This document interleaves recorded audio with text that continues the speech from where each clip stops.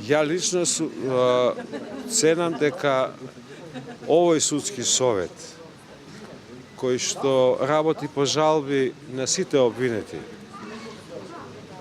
е добро избран совет, кој што ќе донесе правилна одлука во смисла на ослободување на обвинетиот Борис Николовски. Се уште се прочитаа сега пресудата при реферирањето, така да се направи пауза и мислам дека со образлагање на жалбите ќе се донесе ослободителна пресуда во овој предмет.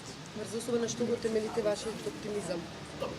Ја по однос на Борис Николовски зборам, а тоа се однесува и за Сашко Лазаров, и за Јане Павловски, па и за обвинителот Ивица Ефремов, кои што се обвинети за кривично дело против законито посредување. Тоа кривично дело е декриминирано, не постои во закон. Барањето за истрага, обвинението се поднесени откако е извршена декриминализација на кривично дело, а тоа е спротивно на правилото.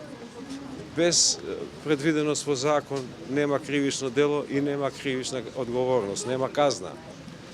Не може да се одговара за дело кое што не постои. Таму се едни дејствија на извршување, а со новото дело кое што е против законито влијание со подарок е друго дејствие на извршување на кривично дело. Затоа